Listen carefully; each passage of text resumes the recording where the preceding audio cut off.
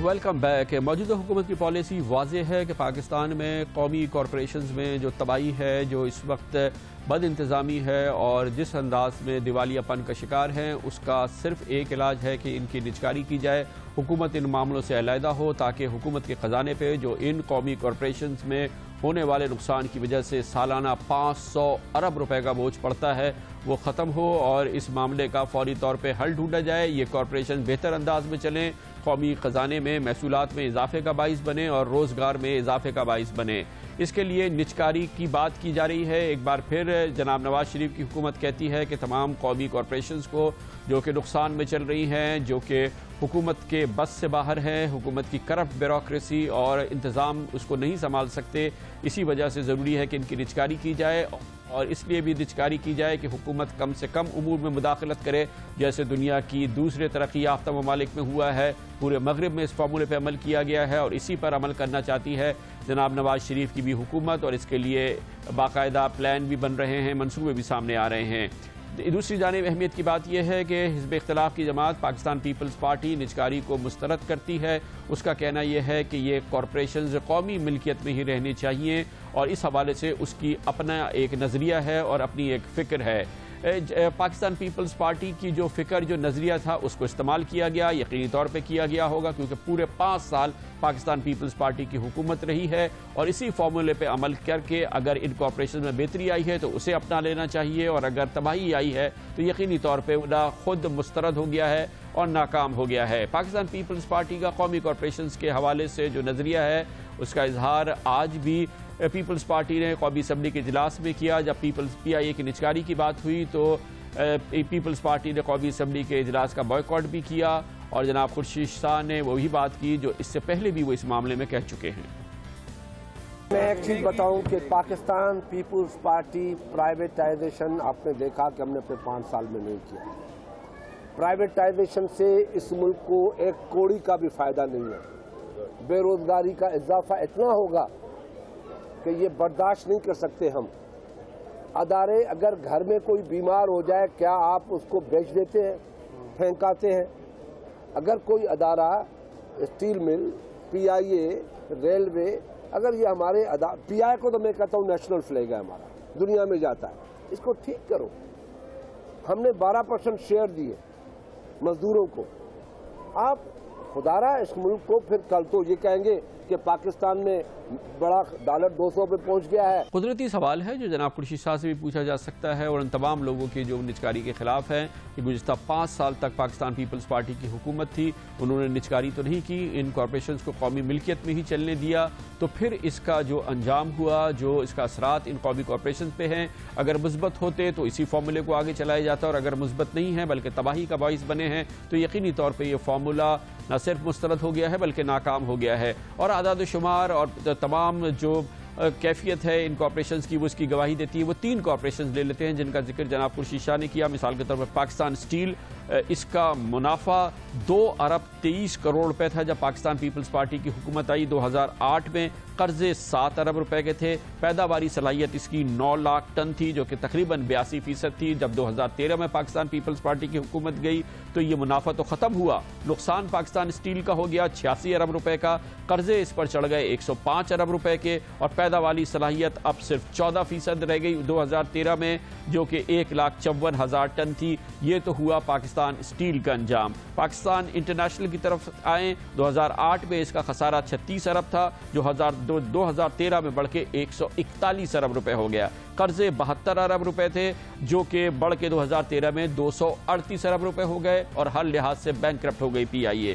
Railways का भी देख लेते हैं, खसारा 2008 में 22 अरब रुपए था, 2013 में बढ़ के 96 अरब रुपए हो गए। कर्जे 12 अरब रुपए के थे जो 80 अरब रुपए के हो गए और 2008 से 2010 के दौरान 75 ट्रेन भी बंद कर दी गई। इसी दौरान पाकिस्तान स्टील और पाकिस्तान इंटरनेशनल में भर्तियां की गई। यकीनी तौर पर उसमें कहीं पे भी दूर दूर तक मेरिट नजर नहीं आई और इन भर्तियों के नतीजे में इन बड़ी कॉरपोरेशंस के जो मालियाती बोझ हैं उसमें भी नाकाबिले यकीन हद तक इजाफा हो गया और यही वजह बनी कि ये तीनों इदारे इस वक्त अमलन बैंकक्रप्ट हो चुके हैं। यही नहीं बल्कि इस दौरान भयानक करप्शन की कहानियां भी सामने आई। खुद पाकिस्तान स्टील के केस में करप्शन का इतना बड़ा केस सामने आया कि पाकिस्तान पीपल्स पार्टी की हुकूमत में भी उसके चेयरमैन, पाकिस्तान स्टील के साबिक चेयरमैन मुइन आफ्ताब शेख गिरफ्तार हुए। पीपल्स पार्टी से मुंसलिक अहम शख्सियात के हवाले से मुकदमात कायम हुए और पाकिस्तान स्टील से मुंसलिक कई आला ओहदेदारों के खिलाफ करप्शन, बल्कि अरबों रुपए की करप्शन के मुकदमा सामने हुए और ये हुकूमत में ही हुआ। इसके अलावा रेलवेज के अंदर भी यही सूरत हाल सामने आई। उसी हुकूमत के साबिक वफाकी वजीर रेलवे पर इल्ज़ाम आया कि उन्होंने 2009 में चीनी कंपनी से $115 बिलियन मालियत के 75 इंजनों की खरीदारी में बड़े पैमाने पर खुर्दबुद की गई और ये मामला पहुंच गया नैब तक। इसी किस्म के कई मामला पाकिस्तान स्टील के भी सामने आए। मुख्तसरन कहना यही है कि अगर वो फार्मूला, वो नज़रिया जिसकी पाकिस्तान पीपल्स पार्टी इस वक्त हिमायत कर रही है, तो उसे तो अमल था, उसके पास वक्त था, 5 साल उसने उस फार्मूले को अप्लाई किया, लेकिन इसके नतीजे में इस वक्त जो कौमी कॉरपोरेशंस का या वो तमाम कॉरपोरेशन जिसमें कि ये फार्मूला अप्लाई हुआ है उसका अहवाल आप देखें। ये तो चंद कॉरपोरेशन हैं जिसका हमने जिक्र किया, इसके अलावा कई दूसरी कौमी कॉरपोरेशन हैं जो कि अपनी बदहाली की इंतहा को पहुंची पिछले 5 साल के दौरान। इसीलिए बाज़ माहिरीन कहते हैं कि पाकिस्तान जैसे माहौल में सिर्फ और सिर्फ निचकारी ही इन कौमी कॉरपोरेशंस को बचाने का वाहिद रास्ता मौजूद है। लेते हैं कमर्शियल ब्रेक और उसके बाद फिर जिक्र करेंगे। कौमी असम्बली ने एक और करारदाद मंजूर कर ली है ड्रोन हमलों के खिलाफ। हुकूमत की सतह पर, सियासत की सतह पर, पार्लियामेंट की सतह पर एहतजाज दर एहतजाज हो रहे हैं, मगर इसका असर कोई नहीं होता। एक और करारदाद मंजूर हो गई है, इसका क्या असर होगा? हदें तो पहले एहतजाज की हम पहले ही पार कर चुके हैं। इसके बारे में बात करते हैं कमर्शियल ब्रेक के बाद।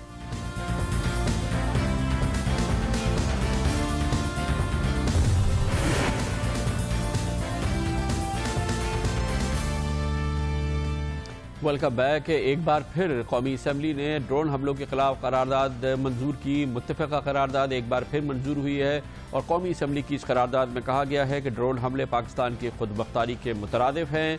ड्रोन हमले आलमी क़वानीन और इंसानी हुकूक़ की खिलाफ वर्जी हैं और ड्रोन हमले फौरी तौर पर बंद किए जाएँ। इससे पहले पाकिस्तान में कौमी असम्बली, सेनेट अलहदा, पार्लियामेंट मुश्तरका तौर पर और इसके अलावा भी कई मौक़ों पर पार्लियामेंट की आवाज़ सामने आई है, ये गूंज सामने आई है, अवामी सतह पर भी सामने आती है, सड़कों पर भी ये चीज़ सामने आती है। आजकल भी सूबे खैबर पख्तूनख्वा में तहरीक इंसाफ के कारकुनान मुजाहरा कर रहे हैं। इससे पहले पाकिस्तान ने गो के वो ड्रोन हमलों के हवाले से कार्रवाई नहीं थी, लेकिन एक और मामले में नेटो सप्लाईज पाकिस्तान के रास्ते 7 माह तक बंद कर दी थी और अमेरिका से सरकारी सतह पर 12 हुकूमत इस बात का एहतजाज करती रहती है कि ड्रोन हमले बंद किए जाएँ। आज भी दफ्तर खारजा ने कहा कि अमरीकी वज़ीर दिफा चक हेगल ने जब वज़ीर आज़म नवाज शरीफ से कल मुलाकात की थी तो जनाब नवाज शरीफ ने एक बार फिर ड्रोन हमलों पर अपनी और अपनी हुकूमत की शदीद तशवीश का इजहार किया था और उन्होंने कहा था कि दहशतगर्दी के हवाले से ड्रोन हमले मावन साबित नहीं हो रहे बल्कि नुकसान का बाइस बन रहे हैं। पाकिस्तान की अंदरूनी सूरत हाल पर इसका असर हो रहा है, लेकिन असर तो होना चाहिए अमेरिका पर। लेकिन जब हम कुछ एहतजाज करते हैं, किसी भी नौइयत का एहतजाज करते हैं, तो सुनी अनसुनी कर देता है। आखिर पार्लियामेंट इस मामले में फिर खामोशी ही क्यों नहीं इख्तियार कर लेती, इस पर बात करते हैं और इसके लिए हमें ज्वाइन किया है पार्लियामेंट के सीनियर रुकन अवामी नेशनल पार्टी से ताल्लुक़ है जनाब सेनेटर अफरासियाब खटक ने। क्या वजह है अफरासियाब साहब कि अमेरिका हमारा सियासी, सरकारी, अवामी एहतजाज ड्रोन के हमलों के मामले में मुकम्मल तौर पर मुस्तरद कर देता है, हमारी पूरी कौम की आवाज़ को सुनी अनसुनी कर देता है? मैं समझता हूँ कि हमें अमेरिका के साथ ऐसे ताल्लुकात बनाने चाहिए जैसे 2 आज़ाद मुल्कों के दरमियान होते हैं और हर मुल्क अपने अपने मफाद के मुताबिक एक दूसरे से डील करता है, एक दूसरे से बात करता है। ये जो करारदाद हमारी है, मैं समझता हूँ कि इसमें थोड़ी सी हमारी हिकमत अमली नहीं है, कोई ऐसी क्लियर पॉलिसी नहीं है। हम न अमेरिका के साथ ताल्लुकात के बारे में कोई क्लैरिटी हासिल कर सकें और न ही दहशतगर्दी को ख़त्म करने के लिए कोई हमारे पास स्ट्रेटजी है। देखिए, ड्रोन हमले तो गलत हैं, उसको नहीं होना चाहिए, लेकिन ये जो दहशतगर्द हमारी सरजमीन में बैठे हैं इनको भी नहीं होना चाहिए। हमारे पास कोई हिकमत अमली नहीं है, न बाहर के लिए है न अंदर के लिए है। असल बात यही है। इस हवाले से जो हल तजवीज़ किया जाता है तहरीक इंसाफ की जानिब से भी कि अमेरिका से हम क़त्अ ताल्लुक़ कर लें या ड्रोन गिरा लें, क्या इस मसले का हल ढूंढें अगर हमारी बात नहीं सुन रहा अमेरिका? तो देखिए जी, मैं समझता हूँ कि हमें इस बात की एहतियात करनी चाहिए کہ ہم کہیں اپنے آپ کو اس طرح نقصان نہ پہنچا ڈالیں کہ اپنے آپ کو آئسولیشن کی طرف لے جائیں. اب دیکھیں جو نیٹو کے اس کے ساتھ ہو رہا ہے, اب اس میں ایک امریکہ تو نہیں 42 ممالک ہیں دنیا کے, تو ہمیں ضرور اپنے مفاد کے حصول کے لیے واضح موقف اختیار کرنا چاہیے, لیکن اس بات سے اعتراض کرنا چاہیے کہ جو صدام حسین کا عراق تھا یا قذافی کا لیبیا تھا, ہم اس راستے پہ نہ چل پڑیں, کیونکہ آئسولیشن جو ہے, تنہائی, وہ ہمارے ملک کے لیے سب سے بڑا نقصان ہوگا. آج کی دنیا میں لوگ سڑکیں بنا رہے ہیں, نئے راستے, کنیکٹیویٹیز کی بات ہو رہی ہے, ایئرپورٹس, ٹرینز, اور ہم جو پرانی سڑکیں ہیں اس میں ہم درخت کو بند کر رہے ہیں. تو میں سمجھتا ہوں کہ دیکھنا یہ چاہیے کہ ہم ایسا راستہ اختیار نہ کریں. ہاں, موقف اپنا اختیار میں ٹھیک کرنا چاہیے, اور ہمیں ڈپلومیسی کے ذریعے, سیاست کے ذریعے, اور خود اپنے آپ پر دار و مدار, خود انحصاری جسے کہتے ہیں, وہ بہت اہم ہے. ہمیں ایک پالیسی بنانی چاہیے, short term, middle term, long term, اور اس کے مطابق آہستہ آہستہ ہمیں خود انحصاری پر آگے بڑھنا چاہیے. اور یہ جو بیرونی دار و مدار ہے اس کو ہمیں کم کرنا چاہیے, بلکہ اس کو ختم کرنا چاہیے, جیسے اور بہت سارے ملکوں نے کیا ہے دنیا میں. بہت بہت شکریہ جناب سینیٹر افراد صاحب خٹک ہمارے ساتھ ہیں. کمرشل بریک کے بعد ذکر کریں گے عصر حاضر کے عظیم ترین رہنما کا, جن کا کہ کوئی مقابلہ نہیں ہے, نیلسن منڈیلا. دنیا سے رخصت ہوئے, آج ان کی آخری رسومات ہوئی. دنیا نے ایسی آخری رسومات اور اس طرح کا خراج تحسین شاید ہی کبھی اس قریبی تاریخ میں, ماضی میں کبھی دیکھا ہو. اس کے بارے میں بات کرتے ہیں کمرشل بریک کے بعد.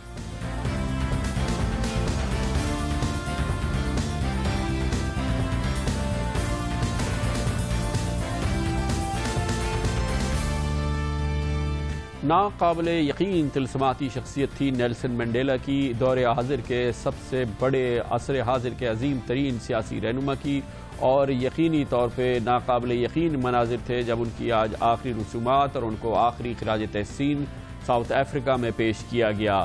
حالیہ دور کی سب سے بڑی اور عظیم الشان تقریب 95,000 لوگ تھے جو جوہانسبرگ کے FMB اسٹیڈیم میں موجود تھے. اس دعائیہ تقریب میں جہاں دنیا بھر سے سربراہان مملکت نے شرکت کی, وہی جنوبی افریقہ کے ہزاروں باشندے اپنے عظیم ترین لیڈر نیلسن منڈیلا کو خراج تحسین پیش کرنے کے لیے جمع تھے. اس یادگار تقریب میں تیز بارش کے باوجود منڈیلا کے چاہنے والوں کا سیلاب امڈ آیا. عظیم رہنما کو خراج تحسین پیش کرنے کے لیے ایک جانب امریکی صدر باراک اوباما تھے, ان کے ساتھ ہلری کلنٹن تھی, سابق امریکی صدر جارج ڈبلیو بش تھے, سابق امریکی صدر جیمی کارٹر تھے, تو دوسری جانب چین کے صدر بھی تھے, فلسطین کے صدر بھی تھے, اور امریکہ کا مخالف کیوبا کے صدر بھی تھے. دنیا بھر سے آئے ہوئے 100 سے زائد عالمی رہنما جوہانسبرگ میں تھے, جس میں پاکستان کے صدر ممنون حسین بھی شامل تھے.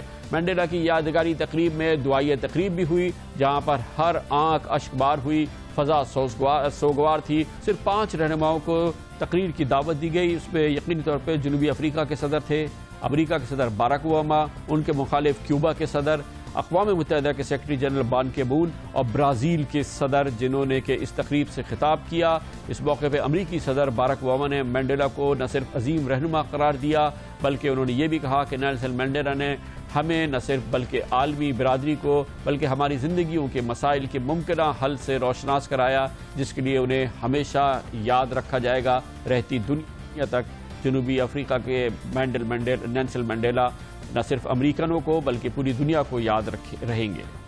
For the people of South Africa, for those he inspired around the globe, Madiba's passing is rightly a time of mourning and a time to celebrate a heroic life.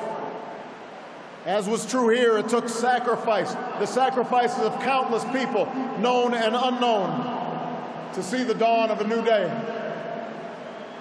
Michelle and I are beneficiaries of that struggle. Barack Obama کے علاوہ اقوام عالم کی جانب سے اقوام متحدہ کے secretary general Ban کی مون نے نیلسن منڈیلا کو زبردست خراج تحسین پیش کیا, اور انہوں نے بھی کہا کہ بلا شبہ وہ ہمارے وقت کے عظیم ترین لیڈر تھے, اور جمہوریت اور انصاف کے لیے انہوں نے اپنا سب کچھ قربان کر دیا.